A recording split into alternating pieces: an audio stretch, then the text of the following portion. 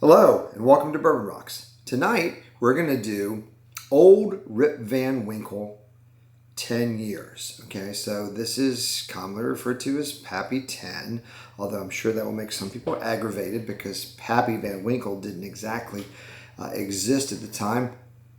Those are reserved for the 15, the 20 and the 23-year-old, which came out later. This is the oldest form of Pappy that is currently available and also the most widely available. This is the 10-year. It's the most easy to acquire. You're still going to pay a lot for it. If you don't win the lottery, it's going to run you $1,000 to $1,200 on the internet. But this is the easiest to acquire Pappy. It's the first, it's the original, and it is the most widely produced. Some barrels are left longer to age longer, and that's where Julian Van Winkle came up with the Pappy Van Winkle, which is older versions. They're also proofed differently. This one is proofed at 107. Okay, so it's the same as the 15. So the 15 is essentially this bottle aged 5 years longer. Excuse me. The 12-year lot B is proofed at 90.4. which if you age it 8 years longer could become the Pappy 20, although presumably those bottles were pulled out and decided that they weren't basically good enough to be Pappy Van Winkles. But if you did age it longer, you'd have the similar bourbon at the same proof point.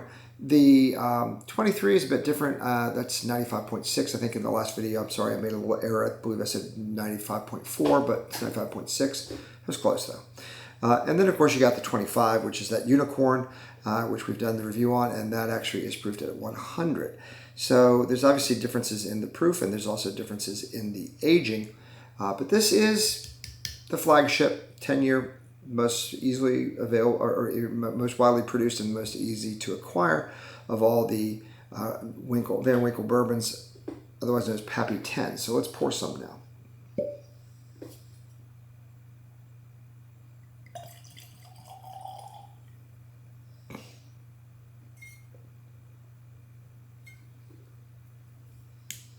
All right, so right away we take a look at the color and we see that it's kind of a ruddy copper, like a little dirty penny kind of color. The body is medium to full. It's not as full as the higher proofed Pappies, but it's got still some pretty good body, clings to the glass there. And then we take our nose. Keep the mouth open so you can get those aromas. We have a video out there that does talk about just bourbon rocks in general and some whiskey tasting and some things that we like to do, which isn't reviewing an actual bourbon. It's just what we do around here. So immediately there's more oak in this. Now this is young. Well, I mean, it's not young. A 10-year bourbon's still pretty old, but this is younger than any of the other Pappies. But it's given me a lot more oak than you get out of the 12, similar more to the 15. And that may have to do with the fact that it's higher proof. But there's oak hits you right away. And then you get into that, that corn muffin with that, that honey butter. If you go to your favorite barbecue place, you got those corn muffins and sometimes they give you that little honey butter, maybe a little honey cinnamon butter. And so, I'm thinking this would be great with barbecue. Some good pulled pork or barbecue ribs. And then there's a little bit of orange notes, a little bit of mint even. I think it's like those Pillsbury rolls, breakfast rolls, that little cinnamon rolls, but they've got the orange icing on it, that kind of little bit of orange notes going along with that, the wheat in those rolls. And the sweetness too. It's not as sweet as the 12. Not as sweet as the 12. A little more spicy than 12, but I definitely get those orange little icing notes and that roll, that Pillsbury roll. This is like breakfast or barbecue, whichever you prefer. You can have it for both. You can have it for breakfast, then you can have it again for lunch with your barbecue or dinner. All right, let's see what it tastes like.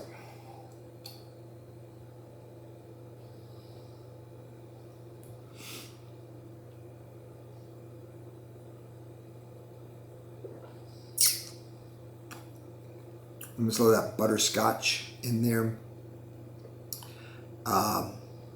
like those cinnamon nutmeg in a bread pudding.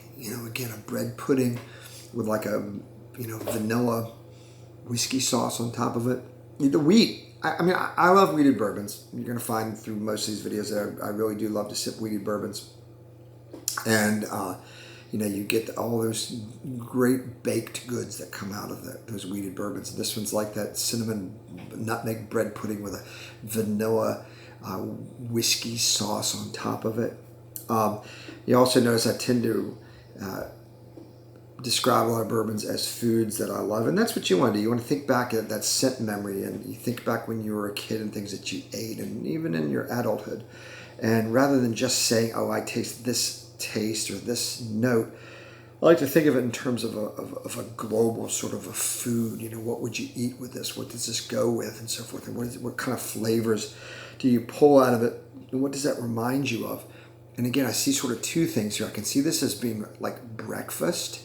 Like with your biscuits and so forth, those orange cinnamon rolls, with the orange ice, the Pillsbury rolls, or you can see it, with your barbecue, those corn muffins and so forth. You can see it with, with dinner and dessert. You get that bread pudding with the vanilla whiskey sauce on top of it. So I can see that with any of those things.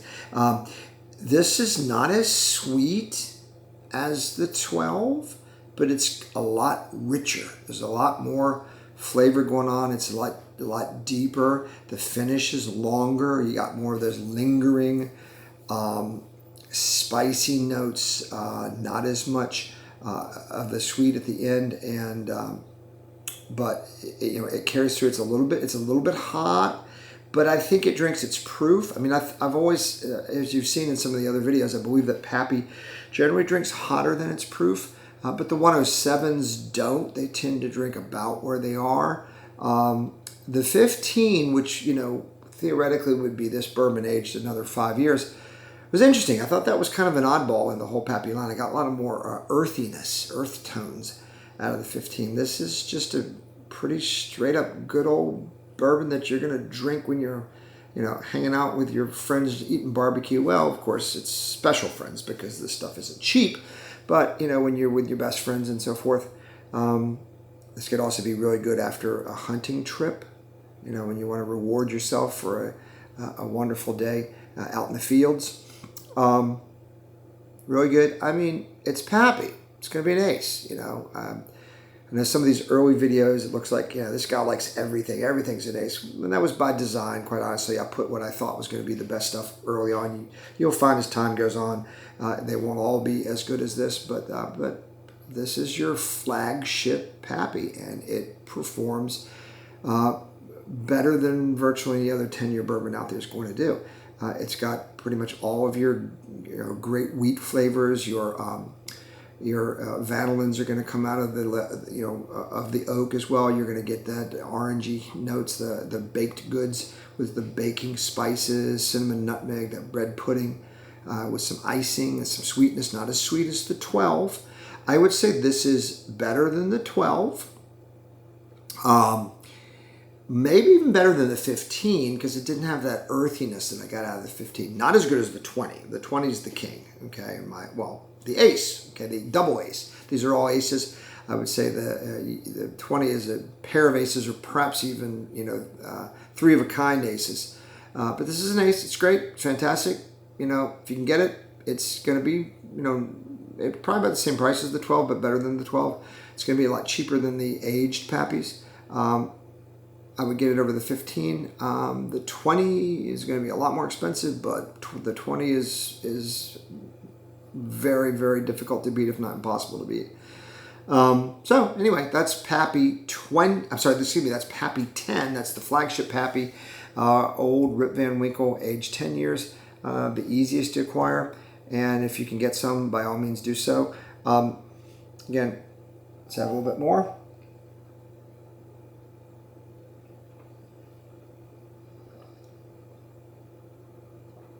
I would have this with my pulled pork or your barbecue ribs if you're at a special occasion with your best friends, and then finish up with that bread pudding, with vanilla whiskey sauce on it. Maybe drizzle a little caramel over it and so forth.